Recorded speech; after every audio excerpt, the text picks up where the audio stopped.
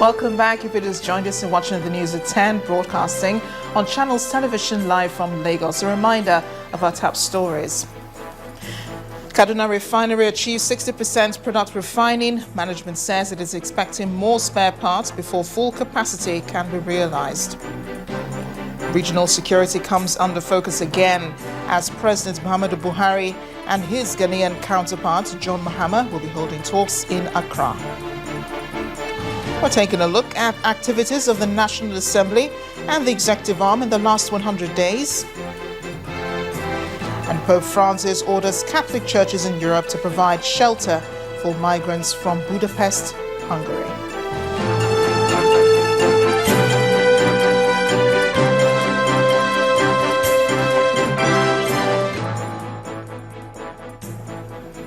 I do remember that you can read up more on our top stories. You'll find them on our websites, channelstv.com, and on youtube.com/channels, where we can watch our videos. But do log on to m.channelstv.com to view us live on your mobile device. You can also download the Channels TV app for Android, iOS, and Windows phones from their respective stores.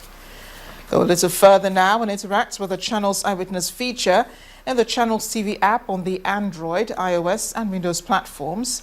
For those pictures or videos that you'd like to share with us, please tap the application on your device, swipe to reveal the Eyewitness menu, and follow the instructions. We're in Lagos now, where the state government has threatened to impound long vehicles found plying the metropolis between 6 a.m. and 9 p.m. What this implies is that it is now prohibited for trailer drivers to go through the morning and afternoon hours in strict compliance with the Lagos Road Traffic Law 2012. Permanent Secretary of the Ministry of Transportation, Oluseyi Wenu, said there have been too many accidents involving tanker-laden trailers and other long vehicles, resulting in the loss of lives. He said the state would no longer tolerate such situations and that any offender will be apprehended.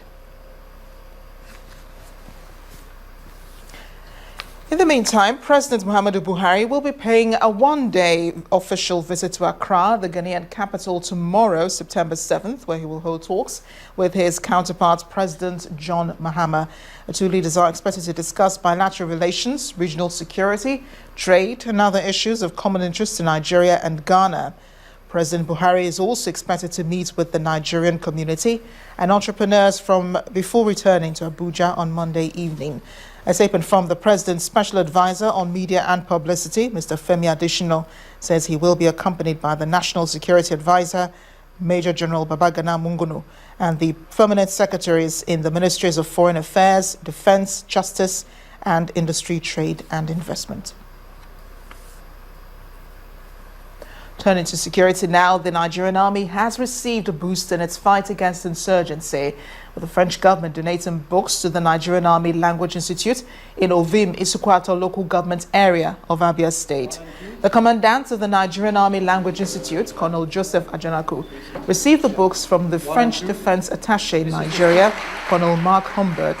Colonel Mark Humbert said the mastery of French will enable the Nigerian Army personnel adapt in their various assignments with their French-speaking counterparts, especially in neighboring countries where the fight against Boko Haram has been extended.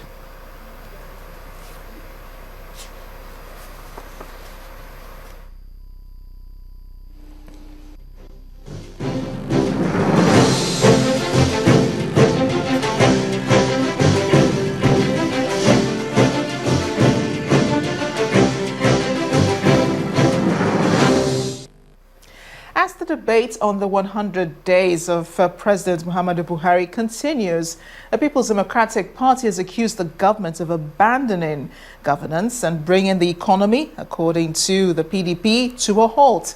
But the All Progressives Congress disagrees, saying though 100 days is too small to do a proper assessment of the government of the day, President Muhammadu Buhari has done relatively well. The National Publicity Secretary of the APC, Lai Mohammed, and his counterpart in the PDP, Olisa Metu, spoke on our special edition of Politics Today.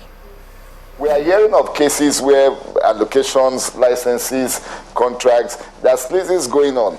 And currently, in this government. Currently. And cases of corruption. Corruption in this government. Against the APC government. Yes. And I tell you, when we mention the issue of whatever we say, people will ask us for evidence. We do have evidence. Why will you now focus on the issue of only PDP?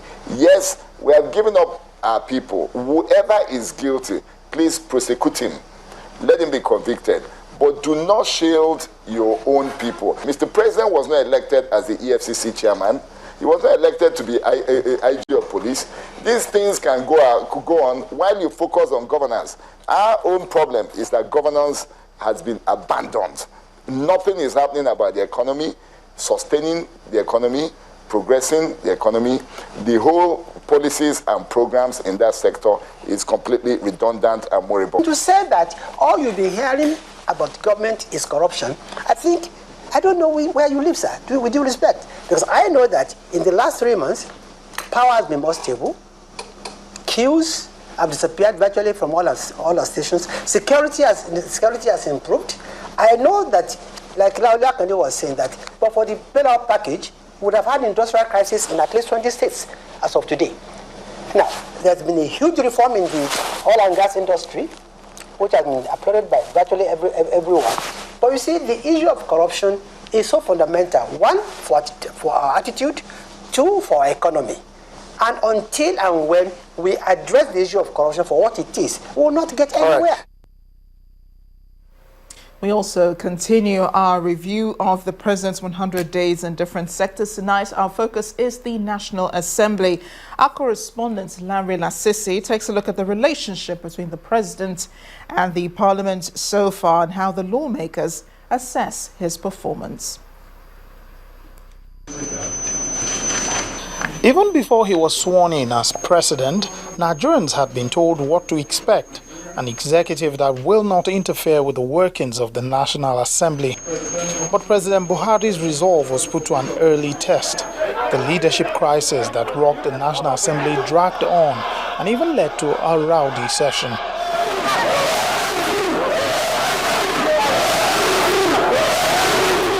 The president then stepped in. His intervention appeared to help. And the House Leader will be Honorable Femi Bajabiani.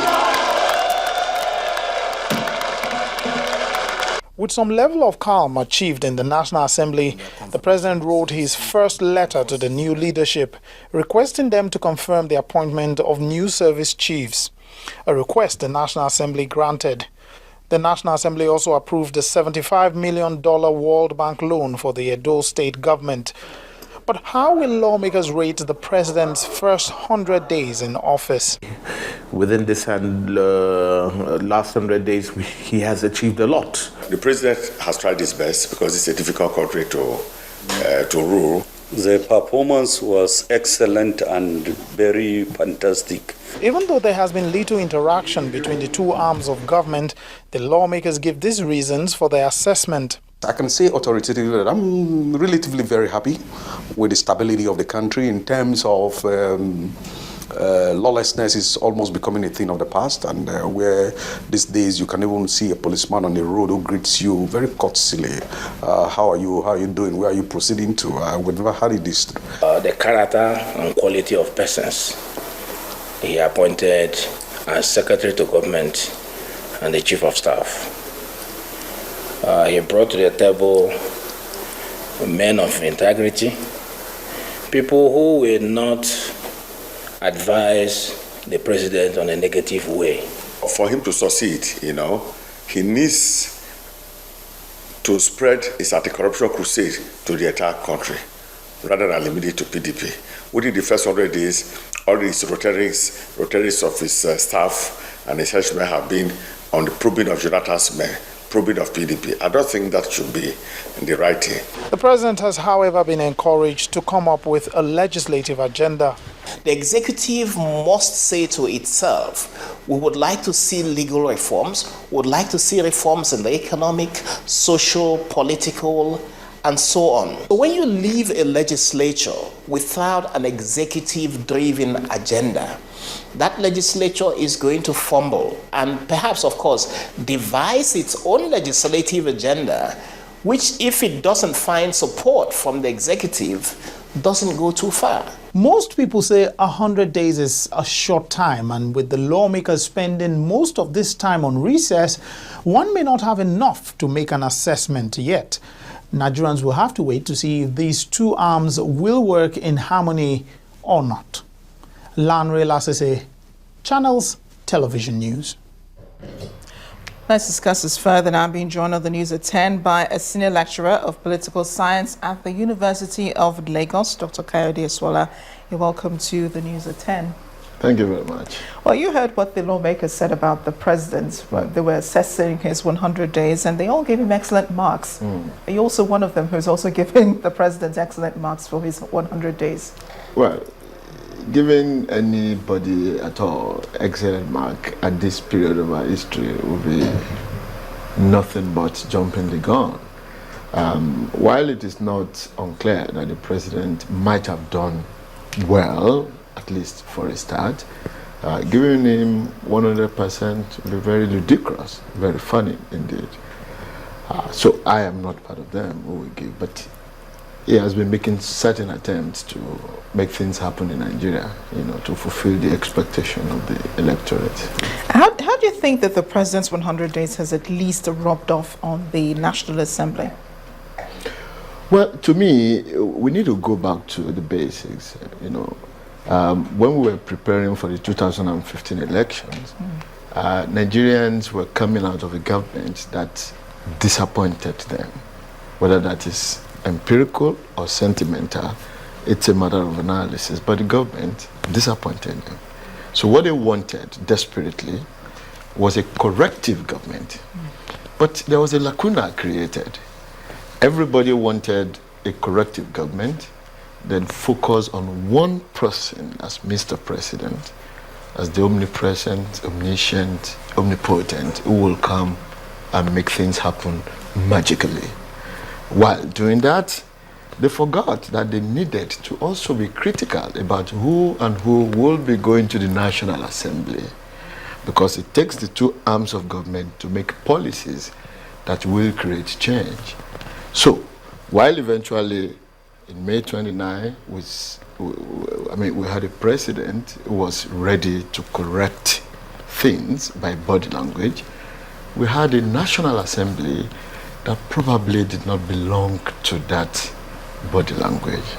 A National Assembly comprised of people who will not but pass for mere endorsers of democratic principles, not necessarily the change-seeking National Assembly like the president. It sounds like there's more to what you're saying. You mind explaining a bit further? Okay. That is why you saw what happened at the level of leadership of the Senate. I mean, with due respect, you had the Senate president with nomenclature of the APC and the semblance of the ideology, but by body language, you may not want to be convinced that it's APC. And so while the president was busy traveling around the world defending economic issues and policies, the leadership of the National Assembly was excluded. So you could see there's no synergy. But isn't that supposed to be democracy? I mean, the National Assembly is supposed to act as a check, for the president. Check in excesses, but the focus should be the same, because the president cannot, on his own, cause any change without the backing and the support of the National Assembly. Well, for the period of time that this assembly resumed, they haven't passed any bills. Do you think that they will impede the president's development drive? That takes you back to what I just said. There was no synergy between the arrival of the president and the formation of the National Assembly. We have a change-seeking president. We have structure endorsing National Assembly. Let me take you back to history. In the 1930s, the American economy was in trouble. There was the Great Depression. Then Roosevelt came up as a president, promising Americans that he was going to correct the anomalies. But as Americans were shopping for the Roosevelts, they were also duplicating the same at the level of the Senate. So within the first 100 days in the lifespan of Roosevelt's administration, about 15 very important bills were passed in the United States. Change everything, and everybody would know that the advent of beginning of change had started. In Nigeria, 100 days gone, and I laugh, almost collapse into helpless giggles when people say 100 days too small in the life of a nation. Absolutely no. I've just given you an example. So with the way it is now, I do not see any clear synergy between the National Assembly and the presidency, and policy making is the one suffering for it. Great lessons to be learned. Thank you so much for joining us on the News at 10. We'll just ponder on what you've said. I've been speaking with Dr. Kayode Esuola, who is a senior lecturer of political science at the University of Lagos.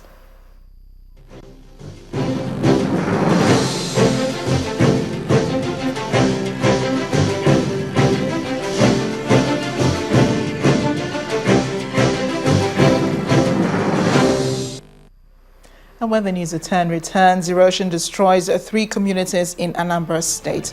That's in a moment. Please join us again.